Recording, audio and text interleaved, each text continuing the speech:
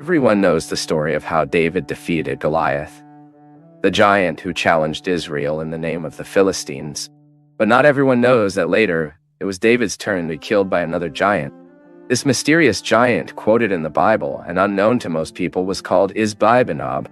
And like Goliath, he was also a warrior in the service of the Philistines.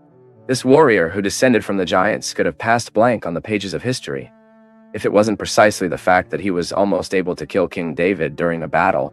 Even after this clash against Isbi Benob, David was eventually advised by his military leaders not to go to the war anymore, leading the Israeli troops. Size was the risk he ran.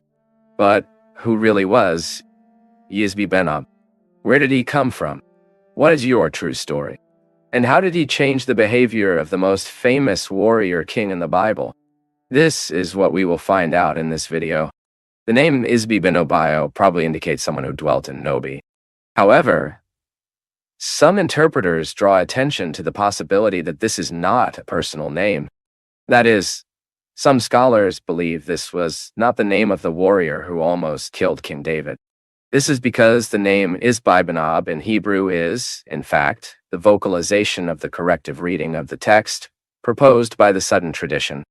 For those who do not know, the Hebrew biblical text is consonant. That is, it is formed only by consonants. Then medieval Jewish scholars who worked to preserve the biblical text added signs to the original text to indicate how it should be read or pronounced correctly. Therefore, we have the text with signs of scholarships, which is basically how the text should be read. We also have the consonant Hebrew text, only with consonants, the way it was originally written. The problem is that this can often change the interpretation of a particular biblical passage. In the particular case of Isbi Benob, the reading of the text with the appointments of the dealer seems to favor the idea that this was a personal name. However, the Hebrew text, as originally written, can also be understood as referring only to a generic group of Philistines from Nobi, among which was a descendant warrior of Rapha, and whose tip of his spear weighed almost 4 pounds.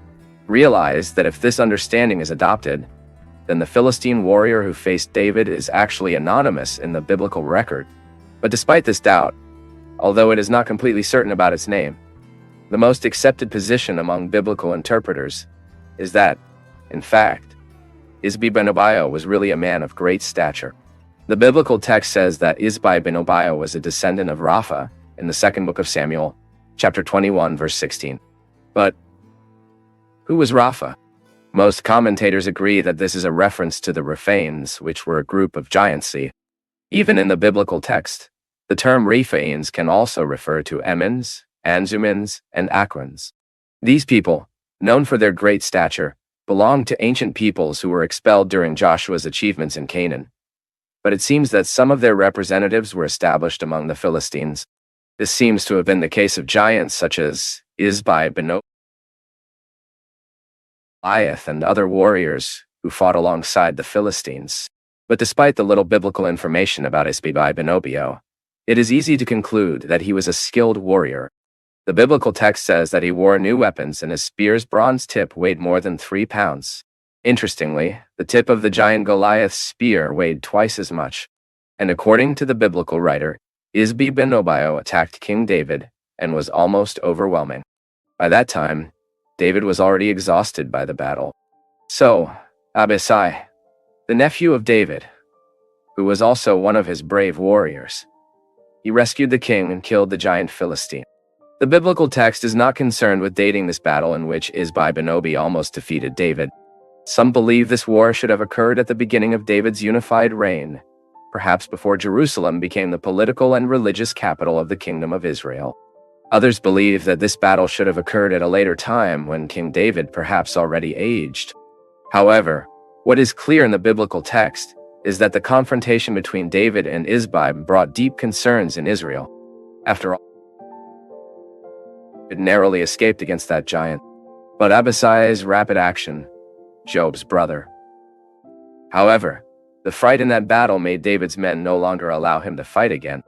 The Israeli commanders observed the vulnerability of the king, and they concluded unanimous that David was very valuable to the nation to be endangered on the battlefields. They then declared that this would have been the last military confrontation in which David had acted as commander. The symbolic language used in this part of the biblical text is remarkable. The Bible records that the men of David told him, "Realize that David is described as the lamp of Israel," a richly rooted metaphor in the liturgical and spiritual context of the Hebrew people. David's servants were concerned that this lamp went out. That is, they feared that the king be killed in a battle, and with that, his dynasty would disappear. This image of the lamp echoes the chandelier perpetually lit in the sanctuary, which served as a symbol of the constant presence and favor of God. In designating David as the Israeli lamp, the text suggests not only that it was the central figure in the nation's political and religious structure, but also the vehicle through which the divine covenant was maintained, and their blessings shed over all the people. Moreover, this lamp metaphor spoke of David not only as one who, in the role of leader of the people, was responsible for keeping the light of divine dependence and favor to Israel, but also as the one who served as the medium by which this light was designed to illuminate and bless the neighboring nations. Therefore, the decision of Israel's military leaders from preventing him from directly participating in future battles reveals the recognition of his value not only as a political and military leader, but also as an important element in the context of divine purpose and God's covenant with his people. Then we know that the biblical story confirms that the promised Messiah came from David's house. And that means that in Jesus Christ, all symbols and promises prefigured in David and his dynasty are fulfilled. Jesus is the true light of the world, capable of illuminating those who walk in darkness. This lamp never will erase, and your kingdom will never end.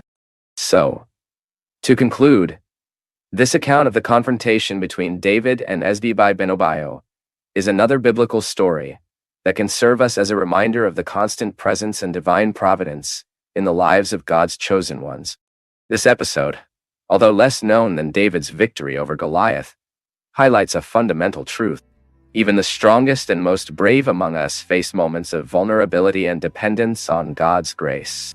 Given this, we can make some practical applications of this story in our lives. First, we need to know that there are times when God enables us to knock down giants with our own hands. And there are times when he sends someone to help us, providing support and deliverance necessary to come out victorious against the giants that rise in our way. Note that when David faced Goliath, he was basically a teenager who went to the battlefield, only to bring supply for his older brothers. And suddenly he found himself at the center of a confrontation with the most powerful warrior of the enemy army. And the story is even more impressive when we read that at that time, he used the weapons of a pastor, not the weapons of a warrior. His faith, his staff, his deep and 5 stones were the tools used to overthrow the giant that violated God's people. On the other hand, when David faced Isbi Benob, he was already an experienced warrior who had collected many victories on the battlefield. In addition, he was using the best weapons available for war. After all, he was the king of the nation. Even so, David found himself in a vulnerability situation. He needed the intervention of his Abisai nephew, as Isbi Benob was already about to kill him. Can you notice the contrast? In some situations, God gives us strength and prepares us to face and overcome the challenges that seem impossible before us. But in other situations, we need help provided by God through other people. What I mean by this is that in both cases, it is divine providence that is operating, whether strengthening us directly, sending someone to help us. In any case, this contrast between these two stories of David teaches us to trust God's providence in all circumstances. For in one way or another, God is always present and active in our lives. However, it is also quite true that there are people who have difficulty understanding this and end up being resistant, not only to receive help, but also to be this help for those who need it. It is necessary for these people to learn to recognize that the hand of God also operates through human relations. Consequently, second, in the community of faith, we are called to be both David and Abisi to our brothers and sisters in Christ. This means having the courage to face giants driven by faith, but also being willing to be the help God sends in someone's life. So, whether facing giants with a deep in your hand or needing the help of a brother in Christ, remember that divine providence never fails. God is with us in every battle, ensuring that His grace is sufficient and His power perfect in our weakness.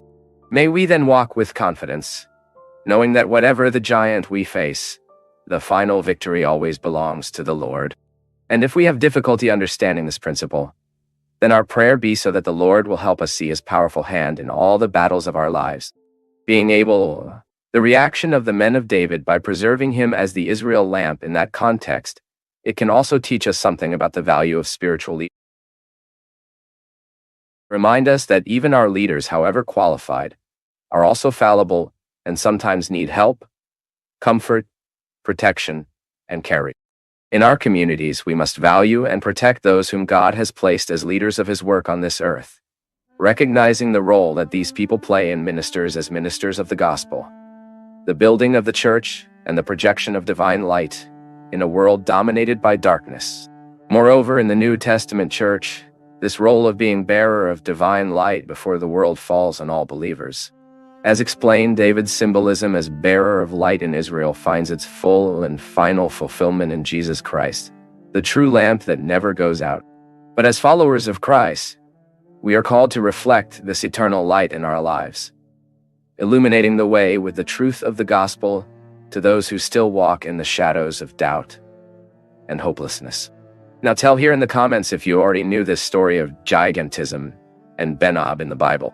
And if you want to deepen further into biblical knowledge, you can study theology with us from anywhere, fully online, through video lessons and certificate of completion. The information is in the video description and the first comment.